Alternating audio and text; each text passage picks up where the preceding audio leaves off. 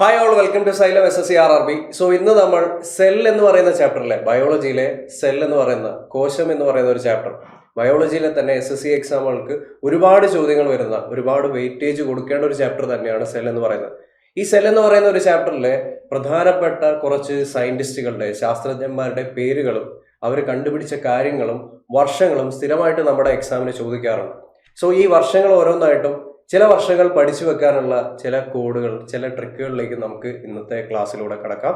So ഇന്നത്തെ വീഡിയോയിൽ പ്രധാനമായിട്ട് നമ്മൾ ഫോക്കസ് ചെയ്യാൻ പോകുന്ന ഏരിയ എന്ന് പറയുന്നത് സെൽ ബയോളജി അല്ലെങ്കിൽ സൈറ്റോളജി എന്ന് പറയുന്ന ശാസ്ത്രശാഖയിലെ പ്രധാനപ്പെട്ട കോൺട്രിബ്യൂഷൻ നടത്തിയ സയന്റിസ്റ്റുകളുടെ പേര് വിവരങ്ങളും അവരുടെ കോൺട്രിബ്യൂഷൻസ് എന്തൊക്കെയാണെന്നും ആ വർഷങ്ങൾ ഏതൊക്കെയാണ് എന്നുള്ള കാര്യങ്ങളാണ്. ഓക്കെ, സോ നമുക്ക് കടക്കാം.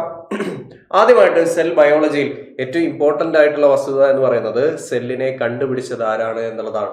സോ സെല്ല് കണ്ടുപിടിച്ചത് മറ്റാരുമല്ല, റോബർട്ട് ഹൂക്ക് എന്ന് പറയുന്ന സയന്റിസ്റ്റ് ആണ്. റോബർട്ട് ഹൂക്ക്, സ്പെല്ലിംഗ് ശ്രദ്ധിക്കണം, HOOKE എന്ന് പറയുന്നതാണ് അദ്ദേഹത്തിന്റെ സ്പെല്ലിംഗ്. HOOKE. ഇതിങ്ങനെ തന്നെ പഠിച്ചു വെക്കണം എന്ന് പറയുന്നതിന്റെ കാരണം ഇദ്ദേഹം ഈ സെല്ല് കണ്ടുപിടിച്ച വർഷം എന്ന് പറയുന്നത് നമ്മൾ 1665 ആണെന്നാണ് പറയുന്നത്. 1665. അപ്പോൾ ഓപ്ഷൻസ് എങ്ങനെയായിരിക്കും ഉണ്ടാവുക? In which year did Robert hook discovered cell? എന്നിട്ട് 4 ഓപ്ഷൻസ് ഉണ്ടാവും: 1664, 65, 67, 68. അപ്പൊ നമ്മൾ ചോദ്യം കാണുമ്പോൾ ഈ പേരിലൂടെ ഉത്തരത്തിലേക്ക് എത്തണം, അങ്ങനെ കണക്ട് ചെയ്യാനായിട്ട് പറ്റണം. സോ റോബർട്ട് ഹുക്ക് എന്നാണ്, HOOKE. എങ്ങനെ നമുക്ക് ലിങ്ക് ചെയ്യാം? ഇ എന്ന് പറയുന്ന ആൽഫബറ്റ് നമ്മൾ ABCDE എന്ന് എഴുതുമ്പോൾ 1 2 3 4 5 അഞ്ചാമത്തെ സ്ഥാനത്താണ് ഇ എന്ന് പറയുന്ന ലെറ്റർ വരുന്നത്. So HOOKE 1665. ഇവിടെ യൂണിറ്റ് ഡിജിറ്റ് എന്ന് പറയുന്നതും 5 തന്നെയാണ്. അങ്ങനെ കൃത്യമായിട്ട് കണക്ട് ചെയ്ത് വെക്കാം. മറ്റൊരു ഓപ്ഷനിലേക്ക് നമുക്ക് പോകണ്ട. 1665 റോബർട്ട് ഹുക്ക് സെല്ലിനെ കണ്ടുപിടിച്ചത്. ഇനി അടുത്തതായിട്ട് ഈ സെൽ എന്ന് പറയുന്നത്, റോബർട്ട് ഹുക്ക് കണ്ടുപിടിച്ച സെൽ എന്ന് പറയുന്നത് ഡെഡ് സെല്ലായിരുന്നു, ജീവൻ ഇല്ലാത്ത കോശമായിരുന്നു. അപ്പൊ പിന്നെ ജീവനുള്ള കോശത്തെ കണ്ടുപിടിച്ചത് ആരാണ് എന്നുള്ളതാണ് ചോദ്യം. ലിവിങ് സെൽ, ലിവിങ് സെല്ലിനെ കണ്ടുപിടിച്ചത് ലിവാൻ ഹുക്കാണ്. അപ്പൊ ആ ഒരു കണക്ഷൻ ഓർത്തിരിക്കണം, ലിവിങ് ലിവാൻ. ലിവിങ് സെല്ലിനെ കണ്ടുപിടിച്ചത് ലിവാൻ ഹുക്കാണ്. ജസ്റ്റ് 9 വർഷങ്ങൾക്ക് ഇപ്പുറം, ഡെഡ് സെല്ലിനെ കണ്ടുപിടിച്ച് 9 വർഷങ്ങൾക്ക് ഇപ്പുറം 1674 ലിവിങ് സെല്ലിനെ കണ്ടുപിടിച്ചത്.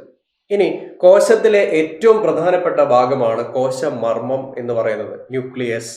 കോശത്തിന്റെ എല്ലാ കാര്യങ്ങളെയും കൺട്രോളും കോർഡിനേറ്റും ചെയ്യുന്ന ഒരു ഏരിയ ആണ് ന്യൂക്ലിയസ് എന്ന് പറയുന്നത്. ഇതിനെ തന്നെയാണ് സെല്ലിന്റെ ബ്രെയിൻ എന്ന് പറയുന്നത്. ന്യൂക്ലിയസിനെ കണ്ടുപിടിച്ച ആരാണ്? റോബർട്ട് ബ്രൗൺ എന്ന് പറയുന്ന ശാസ്ത്രജ്ഞനാണ് 1831. സോ ആ വർഷം നമുക്ക് ഓർത്തിരിക്കണം. റോബർട്ട് ബ്രൗൺ എന്ന് പറയുന്നതാണ് പേര്. ഏറ്റവും ഹൈലൈറ്റ് ചെയ്യപ്പെടുന്ന ഇംഗ്ലീഷ് അക്ഷരം എന്ന് പറയുന്നത് B ആണ്. ബ്രൗൺ എന്ന് കേൾക്കുമ്പോൾ ബി എന്ന് പറയുന്ന ലെറ്റർ നമ്മൾ ഹൈലൈറ്റ് ചെയ്ത് തന്നെ കാണാൻ സാധിക്കണം. B എന്ന് പറയുന്ന ലെറ്ററിലേക്ക് സൂക്ഷിച്ച് നോക്കിക്കഴിഞ്ഞാൽ 1, 3 എന്നുള്ള തരത്തിൽ നമുക്ക് സ്പ്ലിറ്റ് ചെയ്ത് വെക്കാനായിട്ട് സാധിക്കും. B ഒന്ന് വെട്ടി 1, 3 എന്നുള്ള തരത്തിൽ സ്പ്ലിറ്റ് ചെയ്ത് വെക്കാനായിട്ട് സാധിക്കും. സോ ഈ 1, 3 ഒന്ന് തിരിച്ചിടണം, റിവേഴ്സ് ആക്കി ഇടണം. സോ 1831 അവിടെ തന്നെ ഒരു കണക്ഷൻ ക്രിയേറ്റ് ചെയ്ത് വെക്കുക. പഠിക്കുമ്പോൾ കണക്ഷൻ ക്രിയേറ്റ് ചെയ്ത് വെക്കുക 1831. ഇനി പ്രോട്ടോപ്ലാസം എന്ന് പറയുന്ന ഒരു ടേം. പ്രോട്ടോപ്ലാസം എന്ന് പറഞ്ഞാൽ സെല്ലിന്റെ സൈറ്റോപ്ലാസവും അതുപോലെ തന്നെ ന്യൂക്ലിയസും ചേർന്ന ഒരു ഏരിയ ആണ്. സെല്ലിന്റെ സൈറ്റോപ്ലാസവും ന്യൂക്ലിയസും ചേർന്ന സെൽ മെംബ്രെയിൻ്റെ അകത്തുള്ള എല്ലാ ജീവനുള്ള ഭാഗങ്ങളെയും ചേർത്ത് പറയുന്ന ഒരു ടേമാണ് പ്രോട്ടോപ്ലാസം. ജീവദ്രവ്യം എന്ന് മലയാളത്തിൽ പറയും. ഈ ഒരു ടേം ഇൻട്രൊഡ്യൂസ് ചെയ്തത് പർക്കിഞ്ചെ എന്ന് പറയുന്ന ശാസ്ത്രജ്ഞനാണ്. പർക്കിഞ്ചെ. പ്രോട്ടോപ്ലാസം പർക്കിഞ്ചെ 1839. സോ പ്രോട്ടോപ്ലാസം P എന്ന് പറയുന്ന ലെറ്റർ ഉണ്ട്. പ്രോട്ടോപ്ലാസം കണ്ടുപിടിച്ച ആരാണ്? പർക്കിഞ്ചെയാണ്. P എന്ന് പറയുന്ന ലെറ്റർ ഉണ്ട്. ഏതാ വർഷം? 1839. യൂണിറ്റ് ഡിജിറ്റ് നോക്കിക്കേ. Pയുടെ മിറർ ഇമേജ് പോലെ, തല തിരിച്ചു വെച്ചതുപോലെ Pയുടെ ആ ഒരു കാര്യം ഇൻവേർട്ട് ചെയ്ത് കഴിഞ്ഞാൽ, ലാറ്ററലി ഇൻവേർട്ട് ചെയ്ത് കഴിഞ്ഞാൽ നമുക്ക് 9 പോലെ പറയാനായിട്ട് സാധിക്കും. ആ 9നെ കണക്ട് ചെയ്യുക 1839. ഓക്കെ, ഇനി സെൽ തിയറി. കോശത്തിനെ പറ്റി പറയുന്ന ഏറ്റവും ബേസിക് ആയിട്ടുള്ള ഒരു തിയറിയാണ് സെൽ തിയറി എന്ന് പറയുന്നത്.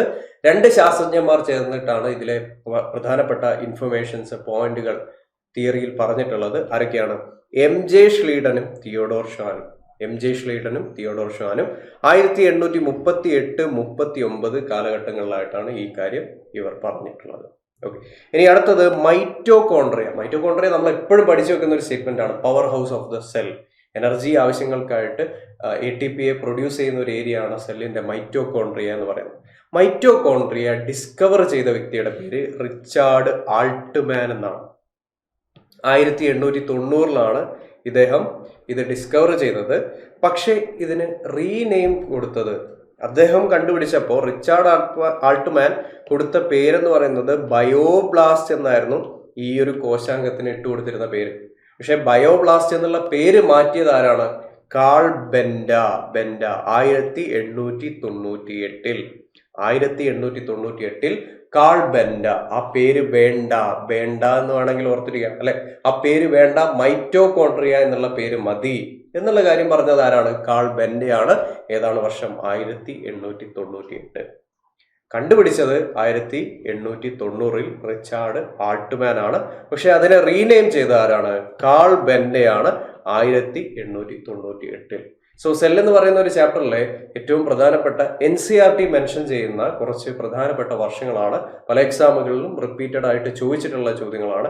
ചില പ്രധാനപ്പെട്ട വർഷങ്ങളിൽ ഒരു കോഡിലൂടെ തന്നെ നിങ്ങൾ കണക്ട് ചെയ്ത് വെക്കാനായിട്ട് പറഞ്ഞിട്ടുണ്ട്. അത് ഹൈലൈറ്റ് ചെയ്ത് തന്നെ പഠിച്ചു വരിക. സോ മാക്സിമം റിവൈസ് ചെയ്യുക. ഇതുപോലുള്ള ഇൻട്രസ്റ്റിംഗ് ആയിട്ടുള്ള പുതിയ പോയിന്റുകളുമായിട്ട് നമുക്ക് വരുന്ന ഓരോ വീഡിയോകളിലായിട്ട് കാണാം. അതിന് മുന്നോടിയായിട്ട്, വീഡിയോ അവസാനിക്കുന്നതിന് മുന്നോടിയായിട്ട് ഒരു കാര്യം കൂടി പറയട്ടെ. ഇങ്ങനെയുള്ള ട്രിക്കുകളുടെ സഹായത്തോടു കൂടി നിങ്ങൾക്ക് എക്സാം പ്രിപ്പയർ ചെയ്യണം. കൃത്യമായിട്ട് സിലബസ് അറിഞ്ഞ് പഠിക്കണമെങ്കിൽ RRB NTPC എക്സാമിന് വേണ്ടി, വരാൻ പോകുന്ന NTPC എക്സാമിന് വേണ്ടി നന്നായിട്ട് പ്രിപ്പയർ ചെയ്യണമെങ്കിൽ RRB NTPC regular batch 1.0 batch launch ചെയ്യുന്നുണ്ട്. 3999 രൂപയാണ് ഈ ഒരു ബാച്ചിന്റെ ഫീ എന്ന് പറയുന്നത്. 450 ക്ലാസ്, ലൈവ് ക്ലാസ്സുകളും 2 to 4 hours ഡെയിലി ക്ലാസ്സും അതുപോലെ തന്നെ 5 to 6 days വീക്ക്ലി ക്ലാസ്സുമായിട്ടാണ് നിങ്ങൾക്ക് വേണ്ടി ഈ ഒരു ബാച്ച് അറേഞ്ച് ചെയ്തിരിക്കുന്നത്.